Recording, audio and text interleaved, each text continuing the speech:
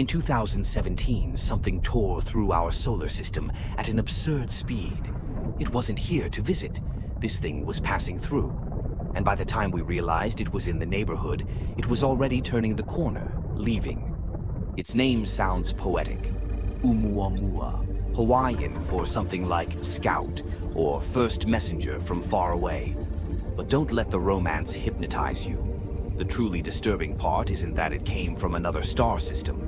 It's what it did after it passed the sun. It sped up. That sounds normal until you remember how space works.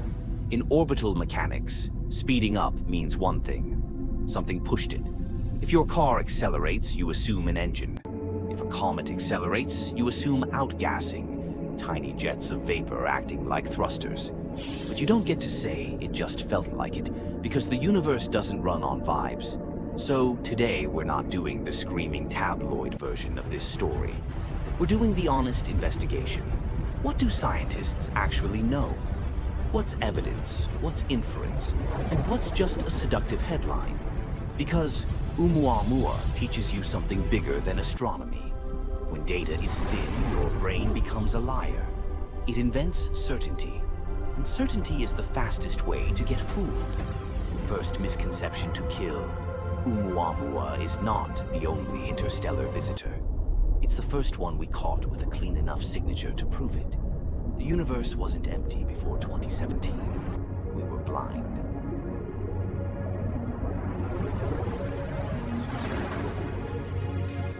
Picture the solar system less like a quiet backyard and more like a car speeding through a galaxy-wide construction zone. Outside the window, debris, ice, rock, dust. The leftovers other star systems fling out. And we have our own giant storage room of potential trouble. Beyond Neptune, past the Kuiper belt, sits the Oort cloud, possibly trillions of comet-like bodies loosely bound to the sun. They're basically cosmic landmines waiting for a nudge. Who nudges them? Other stars. The solar system moves. We orbit the galaxy. And as we travel, we drift through the gravitational influence of passing stars. Even a star a couple of light years away can disturb an orbit just enough to kick an object inward, toward the sun, or outward, ejecting it into interstellar space. That's why some scientists argue interstellar interlopers could be common. Maybe not because the number is magically huge, but because the mechanism is real. Systems constantly trade debris. We just don't notice most of it, because small things in dark space are notoriously hard to spot. Which is why Oumuamua is both unlucky and lucky. Unlucky because we noticed it late. Lucky because it was weird enough to spark the one conversation academia usually avoids in public. Could this be artificial?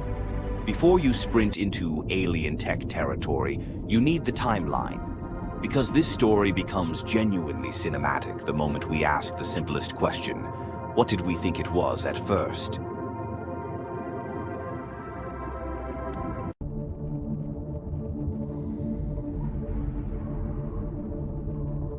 In October 2017, telescopes in Hawaii spotted it. At first, it was treated like a comet. Routine labeling, routine assumptions. Then the routine broke. Comets should have a coma, dust, a tail. Oumuamua didn't, so it was reclassified as something more asteroid-like.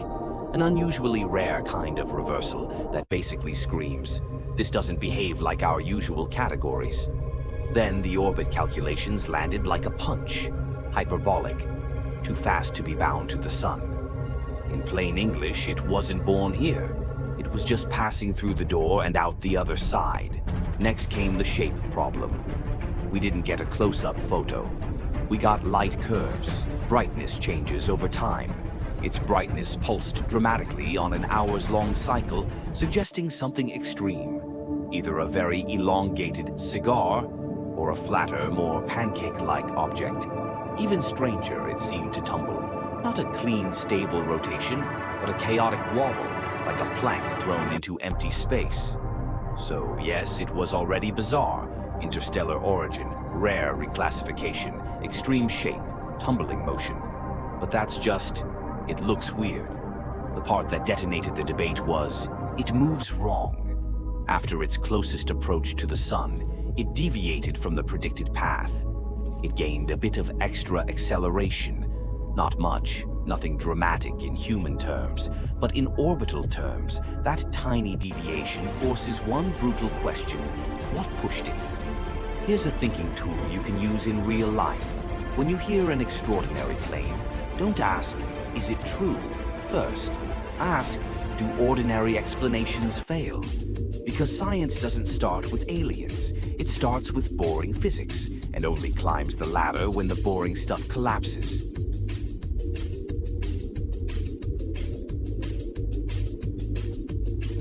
The first boring explanation was comets. Comets accelerate because sunlight warms their ice, the ice turns to gas, and the gas jets out. Tiny thrusters. Perfect. Except Oumuamua refused to play along. Observers didn't see the usual dust and gas. Infrared measurements didn't catch the signature you'd expect. Some readings even suggested it was unusually reflective, bright, almost like a shinier surface. That doesn't prove metal. It proves we don't know. And that uncertainty is where two characters take the stage like rival attorneys. On one side, Avi Loeb, arguing the headline magnet. If you want sunlight pressure to explain the acceleration, the object might need to be incredibly thin, millimeter scale. And something that thin at that size is hard to form naturally. So Loeb escalated, unlikely in nature, into maybe artificial, a light sail. On the other side, Daryl Seligman, trying to keep the story anchored to natural processes. Ideas evolved. Hydrogen-based outgassing, exotic ice behavior, mechanisms that wouldn't leave obvious dust. The argument matured into something both less glamorous and more unsettling. Maybe Oumuamua belongs to a new class, dark comets. Objects that accelerate from outgassing, but do it in ways that are faint, invisible, or structurally weird enough that our usual instruments miss the obvious signs. And here's the real twist. Researchers then found other small objects in our own solar system that show similar non-gravitational acceleration, without the classic comet visuals. They aren't interstellar, but they rhyme with Oumuamua. If even one of these gets studied up close, Oumuamua might stop being a one-off mystery and become the first exposed sample of a hidden population. Can we chase Oumuamua itself? Realistically, not with normal rockets. It's far, it's fast, and you don't just have to catch up. You have to slow down and find a tumbling kilometer-scale target in a galaxy-sized ocean. So, the smarter strategy may be: build better eyes, survey faster, detect the next visitor earlier. Because when data is scarce, your biggest enemy isn't ignorance, it's the story you tell yourself to feel certain. Next episode, we follow the most dangerous thread in this whole saga: the dark comets hiding closer to home. Asteroid-looking objects that quietly accelerate when they shouldn't. If you don't want to miss the moment physics gets challenged again, possibly right in our cosmic backyard, subscribe. The next anomaly might not be passing through. It might be orbiting nearby.